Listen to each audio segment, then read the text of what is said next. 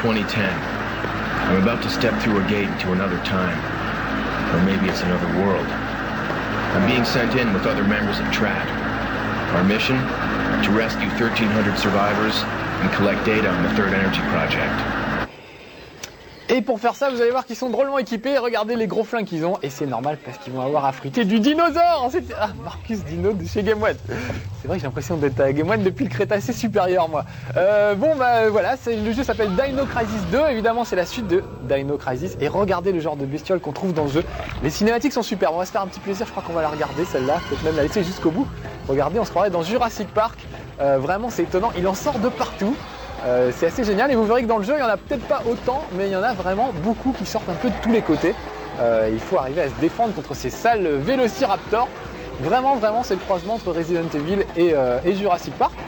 L'idée de ce jeu c'est que de toute façon c'est le système de jeu de Resident Evil, c'est-à-dire des décors en 3D précalculés et un personnage qui est lui en 3D, vous déplacez, vous résolvez quelques petites énigmes et vous tirez sur les zombies ou en l'occurrence les dinosaures, ça change un petit peu. Il y a des énigmes mais c'est très minime. Autant dans les Resident Evil les énigmes sont un peu plus étoffées et les scénarios étoffés, là vraiment ça se réduit à trouver des clés pour ouvrir des portes, des cartes pour passer dans des trucs. Vraiment c'est très simple. Attention, voilà une grosse bébête. J'adore ça, je trouve ça super. Moi j'adore les dinosaures. J'aime bien les dinosaures. Du coup les mecs je crois, en fait. Oh la sale bête! Attention! Voilà, le dinosaure s'abat au bazooka. Sinon autre chose ça marche pas. Un petit flingue comme on aura au début c'est pas très efficace contre un T-Rex en fait. Donc voilà, donc vraiment c'est du Resident Evil et du Jurassic Park en même temps. Allez, je laisse durer encore la petite séquence, elle est trop belle. Et ça fait plaisir de retrouver ça. Simplement, il y a beaucoup moins à réfléchir. Là, vous allez voir qu'ils ont poussé le principe de Dino Crisis 1 au maximum. Il n'y a plus de route. Qu'est-ce qu'on fait?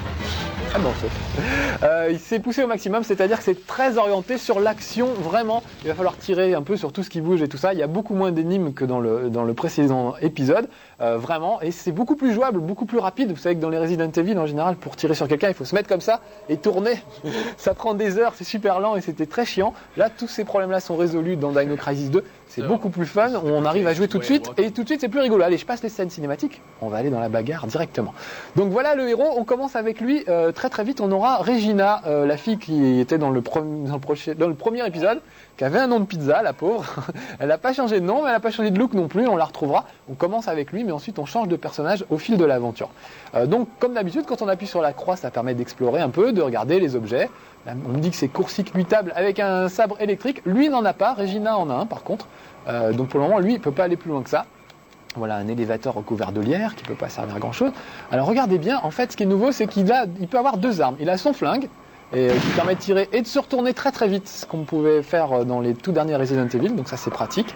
Et puis il a aussi un sabre, voilà, qui sert d'arme secondaire et qui évidemment n'utilise pas de munitions. Donc de temps en temps quand vous serez à court de munitions face à des vélociraptors, il faudra penser à sortir le sabre. Voilà. Alors il y a toujours le système d'ouverture des portes, les temps de chargement sont un peu plus courts qu'avant, mais il y a toujours ce petit temps de chargement qui m'énerve un petit peu, moi, en général. Mais bon, on s'y fait, et surtout, c'est plus rapide qu'avant, donc allez, on va pas se plaindre. On va dire que ça a été grandement amélioré, de ce côté-là. Oh, attention, voilà des bêtes encore. Là, c'est une scène cinématique, ça se voit parce qu'il y a des bandes genre cinémascope, vous pouvez rien faire. Et dès que les bandes s'en vont, hop, c'est à vous de jouer, en général. C'est bien d'ailleurs, ce système. Je trouve que c'est bien vu parce que on comprend tout de suite, et on sait quand agir et quand ne pas agir. Ouh, là, ils sont 3 contre moi. Donc mon conseil, quand c'est comme ça, c'est de filer le plus loin possible, le plus vite possible, sans se faire choper, pour trouver un endroit où l'angle de tir nous soit un petit peu plus favorable. Ici, ça paraît pas mal. Donc regardez, hop, j'épaule. Alors un truc génial, c'est que automatiquement, il s'oriente vers le dinosaure ou l'adversaire le plus proche, de façon à pas avoir de soucis. Et c'est pas à vous de viser super longtemps. En général, on trouve tout de suite, il se retourne tout de suite automatiquement vers l'endroit où il faut aller. Donc ça c'est bien. Ah, il y a une coulée de boule par là, je pourrais pas passer. Par contre, il y a un medikit. J'ai vu une bestiole arriver juste à ce moment-là. Je vais prendre le medikit et regardez, j'appuie sur la touche R1 et tout de suite il se retourne pour tirer sur la bestiole. Donc c'est bien parce que ah, mais il y a ma tête derrière le dinosaure, je ne peux pas le voir. C'est bien parce que du coup ça marche au réflexe, on n'a pas besoin de viser, on peut aussi viser, mais ça va quand même très vite et ça c'est vraiment bien parce qu'on s'embête pas. Il s'embête pas trop non plus pour monter les échelles, sauter, etc. Par exemple là il y a un dinosaure en haut, un dinosaure en bas. Voilà, vous avez vu que je suis monté par l'échelle, mais je peux aussi sauter par ici. Alors que dans les anciens Resident Evil, il fallait absolument passer à l'endroit où c'était prévu. là, s'il y a un petit ravin ou une petite corniche comme c'est le cas ici, il peut absolument se débrouiller pour sauter. Alors il y a un truc pas mal, vous avez vu, il y a écrit combo, c'est un peu bizarre. Là, ça fait 7 dinosaures que j'aligne d'affilée, tant que le mot combo, à chaque fois que je bute un dinosaure, le mot combo s'affiche. Là, j'en suis au 9e. Et si j'en bute un deuxième avant que le mot combo se soit éteint, ça me rapporte des points en plus. Donc ça, c'est plutôt bien. Parce que les points permettent d'acheter des objets, notamment des armes, ce qui est assez efficace. Là, j'en suis à mon 12e dinosaure d'affilée. Si j'en trouve pas un autre vite fait, le combo va s'éteindre et il faudra que... Voilà, ça y est, le combo s'est éteint. Vous voyez ? Donc j'ai quelques secondes pour réaliser mon combo, c'est-à-dire buter un deuxième dinosaure juste après le premier. Et voilà, regardez, les points s'affichent en bas. Ça me permettra d'acheter des armes un petit peu plus loin. Allez, il descend. Vous avez vu que c'était bien animé, je trouve qu'ils sont super bien animés, les personnages, vraiment. Alors, où sont les bêtes ? Donc, pour le moment, j'ai utilisé que le flingue, mais j'ai aussi le petit sabre. Peut-être le faire pour le prochain. Regardez comme c'est beau, ces décors, je trouve ça superbe. Voilà, et puis là, je me suis fait 2 d'un coup, tac. Ça fait un maxi combo, normalement. Peut-être le prochain, je vais essayer de le faire au sabre. Ah, il est en bas, c'est un peu dommage. Vous avez vu comme ils sont vivaces ? Là, je me suis mis en mode facile, ils me posent pas trop de problèmes, mais en tout cas, ils sont très très rapides. Donc heureusement que le mode de jeu, voilà, a été adapté parce qu'il faut réagir très très vite en général. Il vous laisse pas tellement le temps de faire l'andouille, il faut vraiment appuyer tout de suite sur le bouton et tirer. Voilà, donc ce mélange d'action et un tout petit peu d'énigmes est assez sympa, je trouve. C'est vraiment beaucoup plus porté sur l'action que les épisodes précédents. Donc peut-être que vous n'aimerez pas, peut-être que vous préférez les énigmes dans Resident Evil. C'est vrai que jusqu'à présent, moi j'aimais pas tellement le côté tir dans Resident Evil parce que je trouvais que c'était pas pratique, qu'on avait du mal à réagir vite. Au moins ce problème est réglé, donc ça c'est plutôt bien. Il y a toujours la petite flaque de sang, vous voyez. Ah ! Vite, réagissons. Toujours la petite flaque de sang qui s'affiche dès qu'un adversaire est vraiment mort. C'est comme les zombies qui se relevaient de temps en temps. Là c'est pareil, parfois les dinosaures se relèvent quand ils n'ont été que blessés. Je vais essayer le sabre là, depuis le temps que je le dis tout à l'heure. Le prochain je me le fais au sabre. Allez, à l'artisanal, on va faire une petite boucherie.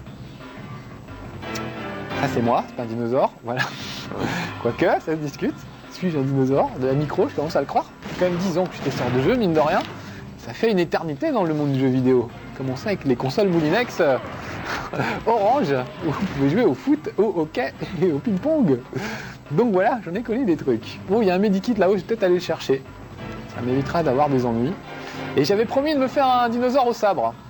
Je vais peut-être le faire avec lui. Pour le principe, voilà, hop, un medikit de plus. Le son est excellent. Je ne sais pas si vous avez entendu les cris des dinosaures. On va laisser peut-être les cris cette fois-ci. Vous avez entendu la musique qui s'est un peu énervée au moment où il a sauté. Ça, c'est assez génial. On va le laisser monter, lui. Et regardez, hop, au sabre. C'est assez efficace aussi. Voilà. Oh, il n'est pas tout à fait mort. Allez, on va s'enfuir, ça va faire un peu d'action. Hop. Voilà, c'est plus lent au sabre évidemment, mais quand vous vous retrouvez acculé et que vous n'avez plus de munitions, on est quand même bien content d'avoir un petit sabre sous la main de temps en temps. Voilà, encore un medikit. Donc là, je suis en mode facile, il y a des medikits un peu partout, ce qui fait qu'on évite à peu près les ennuis. En mode normal, évidemment, c'est plus compliqué, il y a moins de medikits et surtout, vous avez moins de munitions. Et il faut plus de munitions pour abattre un dinosaure. C'est-à-dire que là, en général, en 2 coups de fusil, c'est terminé. Alors que quand vous êtes en mode normal, il faut 4, 5, 6 coups de fusil. Donc à vous de gérer les cibles, de faire reculer un premier dinosaure, ensuite de vous tourner vers le deuxième pour essayer de vous occuper de lui au fur et à mesure. Donc voilà, ça devient un peu plus stratégique. Là, c'est vraiment bourrin, mais je voulais qu'on aille le plus loin possible. Voilà, ça va permettre d'arriver peut-être au T-Rex, si vous êtes sage. Oh, il y a des gens bizarres dans cet endroit.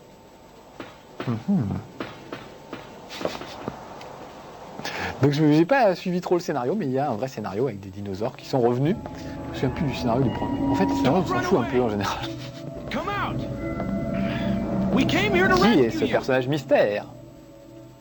Vous le saurez en jouant à Dino Crisis 2 chez vous, parce que je ne vous le dirai pas parce que je ne sais pas. Voilà, on va voir les points de sauvegarde et on va voir comment on achète des choses. Ça c'est pas mal. Là par terre, je vais récupérer, je crois que c'est un petit journal qui donne des indications sur les dinosaures. Donc je peux en apprendre sur, par exemple sur le Vélociraptor, vous voyez. J'ai la fiche technique du Vélociraptor. Donc, comme ça on apprend des choses. Mais je crois que ça n'existait pas, Vélociraptor. Moi qui étais fan de dinosaures quand j'étais petit, j'ai jamais entendu ce nom-là. Je crois que c'est une invention de Spielberg. les ptéranodons, je sais plus, les ichthyodons, ce genre de trucs, ça existe. Mais Vélociraptor, je crois pas. Alors voilà, ça c'est le truc qui permet de sauvegarder. J'ai pas mis de carte mémoire, donc je vais pas le faire. Mais regardez, magasin, je peux acheter des armes. Pour 9000 points, j'ai 12 000, donc je peux m'acheter ce flingue qui va être un peu plus balèze. Voilà, c'est un four à micro-ondes. Donc on va pouvoir griller les dinosaures au micro-ondes. Je peux aussi acheter des chargeurs, peut-être en prendre un peu d'avance, 146 sur 200, voilà, on va recharger les deux, comme ça, ce sera fait. Voilà. Non, j'en veux, voilà. Alors on donne, voilà, on me dit combien on veut de munitions à la madame la marchande, et ensuite elle vous les donne. Voilà, je vais ressortir. Donc là, j'ai mon deuxième flingue. Donc je vais le mettre dans mon inventaire. Peut-être le prendre tout de suite. Voilà, je vous ai pas fait voir l'inventaire encore. Donc voilà l'inventaire des armes. Vous voyez, il est tout simple, très simple d'emploi. Arme principale, arme secondaire. Je vais mettre mon flingue tout neuf. On peut avoir des infos sur ce flingue. Voilà, un prototype qui donne de violentes vibrations pendant quelques secondes. Toujours le petit triangle là, sur le côté. Je vais vous le faire refaire peut-être. Vous le faire revoir. Je n'ai pas eu le temps. Voilà, le petit triangle qu'il y a ici permet d'avoir la vitesse, la portée, la puissance. Ça permet en un coup d'œil de voir si une arme est très efficace ou pas efficace. Voilà, c'est tout pour le moment. Donc je garde ça à la main, les objets, on pourra les utiliser tout à l'heure. Il a l'air en forme, mon gars, donc je vais pas forcément prendre un medikit tout de suite. Oh, il y a des bestioles là. On va essayer de rentrer là-dedans. Je me suis un peu trompé de côté. Alors il y a plusieurs chemins. Ah oui, je vous ai pas fait voir la carte. C'est voilà, impossible de rentrer pour le moment par là, avec ce personnage-là en tout cas. Je vous ai pas fait voir la carte, on va la regarder tout de suite. Il y a une carte qui vous permet de vous repérer. Voilà le chemin qu'on a parcouru jusqu'à présent, avec des bifurcations. Donc à vous de voir quel est le chemin le plus pratique. Il y a des endroits qui sont bloqués à un certain endroit, mais vous pouvez débroussailler ensuite à coup de coupe, vous pourrez passer, vous faire sauter des passages. Enfin voilà, il y a vraiment plein de possibilités. Pour ceux qui aiment les Resident Evil, les trucs qui font flipper, vraiment moi je trouve que c'est très très bien. Et encore une fois là, ça mise beaucoup sur l'action. Donc voilà, si vous êtes des action man, ça vous plaira. Oh, une bestiole. Allez tiens, on va entraîner mon nouveau flingue sur ce pauvre dinosaure. Vous voyez que c'est quand même très efficace. On peut griller un peu longtemps. Allez, viens là mon petit bonhomme. Voilà, clac. Je suis inquiet, j'ai peur qu'il me tombe des trucs dessus. Non, en fait, j'aimerais bien qu'on arrive au Tyrannosaurus Rex, ce serait pas mal. Avant que je me fasse étriper carrément par les autres. Voilà, comme ça on n'en parle plus. Là, le chemin est bloqué, donc pour le moment, je ne peux rien faire. On va faire le tour. J'aimerais bien vous faire voir le T-Rex. Parce qu'il est quand même très impressionnant. Voilà, vous avez vu, là, j'ai échappé un Vélociraptor qui était juste dans mon dos.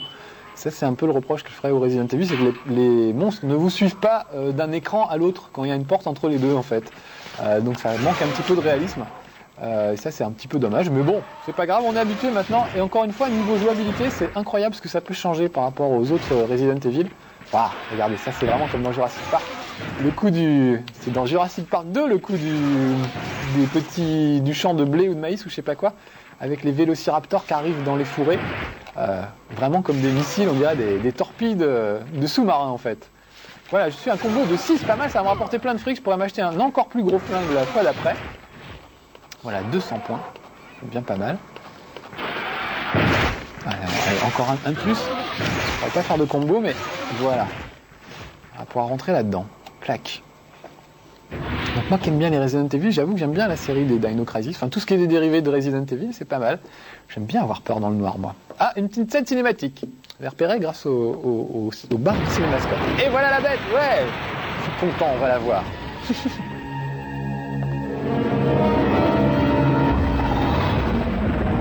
Alors là, j'ai un kit de vibration, enfin j'ai une manette DualShock qui vibre. Quand il crie et quand il tape du pied par terre, évidemment, ça vibre. Donc ça, c'est génial parce qu'on est encore plus dans l'action et on est encore plus dans le trip, quoi. Ça, c'est vraiment bien. Ah, il appelle le Borg, parce que je crois qu'il est celui qu'on a vu dans la séquence d'intro. Alors là, je vais essayer de me le faire avec mon flingue, mais je pense qu'on va m'expliquer que c'est pas la peine. Que ça ne marchera pas avec ce flingue-là. Une arme normale ne suffira pas pour abattre le T-Rex, vous voyez. Donc il va falloir que je trouve un petit peu plus gros. Il est préférable de fuir rapidement. Je suis assez d'accord sur le principe. On va essayer de lui passer entre les pattes. Oh oui, c'était bien vu, c'était habile. Voilà, c'est pas trop, il n'y a pas d'endroit pour s'échapper par là.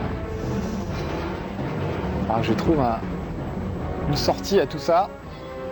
Parce que là, il a fait bouger une espèce de gros container et du coup je me retrouve coincé. Donc il faut que je trouve un endroit par où sortir. Oh là là. Je vais peut-être me prendre un medikit. Il a raison Manu. Manu c'est mon conseiller technique. Donc voilà, regardez, objet à guérison, j'en ai plein en plus des medikits, on va en prendre un médium carrément. Et regardez ma barre de points de vie, tac, ça remonte carrément. Donc je vais aller beaucoup mieux maintenant. Je vais monter à l'échelle derrière, en fait, on va faire le tour par là. Allez, grimpe petit bonhomme, voilà. Voilà, on va se faire choper, oui. Voilà, comme ça j'ai fait le tour d'un container, je vais pouvoir accéder à l'autre partie de la carte. Vous entendez les cris? Je ne sais pas s'ils les ont repompés dans Jurassic Park. C'était assez étonnant le travail qui a été effectué sur les cris de Jurassic Park. Je ne sais plus si c'était des tigres, il y a un éléphanto, c'est un mélange de plusieurs cris d'animaux en fait, c'est assez étonnant. Ralenti et remixé bien sûr, mais les sons sont excellents, vraiment. Vite, fuyons. Waouh. Ouais, j'adore ça, j'aime bien les dinosaures. Bon là j'ai le choix entre deux portes, on va prendre... Aïe aïe aïe aïe aïe aïe aïe. Regardez ça comme c'est beau, voilà. Et là on me tire dessus, en plus du dinosaure, c'est quand même pas le dinosaure, il a des trop petites pattes, il peut pas tenir un flingue. Donc c'est ces espèces de personnages un peu bizarres. On se demande s'il n'y aurait pas une histoire de voyage dans le temps avec des combinaisons, des gens qui ont ramené des dinosaures, on sait pas trop. Donc voilà, allez, on rentre à l'intérieur et on va aller se battre à l'intérieur. Normalement c'est un peu plus calme à l'intérieur. Voilà, donc on se retrouve grand classique des Resident Evil en intérieur, alors que pour le moment vous avez vu que c'était plutôt des scènes d'extérieur, ce qui est assez rare, c'est vrai que c'est toujours dans des maisons hantées et tout ça, les Resident Evil. Là on était dans la jungle, ça change un petit peu, ça change pas le principe, mais au moins ça aère quelque peu. On va visiter, je crois qu'il y a une infirmerie, voilà, elle est ici, tac, on va aller voir l'infirmerie, on va peut-être récupérer quelques medikits et quelques informations. Et on va voir comment ça se passe. L'ambiance est pas mal. Donc là, encore une fois, je pourrais sauver. Est-ce que je peux acheter des flingues? Je crois pas que j'ai fait assez de carnage pour récupérer. Voilà, des notes du médecin. Donc on en apprend, je vais pas la lire en entier, mais on apprend des choses sur le scénario au fur et à mesure, évidemment. Au fur et à mesure que ça avance. Voilà. Il dit on n'aurait pas dû jouer avec le feu. Tu m'étonnes, il y a un tyrannosaure de 20 mètres de haut dans le jardin. Voilà, on peut fouiller les pièces. Là, j'ai trouvé une clé plate. C'est ça qui me trouve un peu minable dans les Resident Evil, c'est le niveau des énigmes. Toujours trouver une clé pour ouvrir une porte. Voilà, quand même un medikit. Voilà, comme ça, je suis tranquille, je pourrais me soigner en cas de problème. Oh là, c'est bientôt fini ce level 1. Donc je suis content, vous aurez vu le tyrannosaure, on aura vu pas mal de choses. J'espère que ça vous aura donné envie. Encore une fois, si vous êtes fan du genre, je pense que vous apprécierez.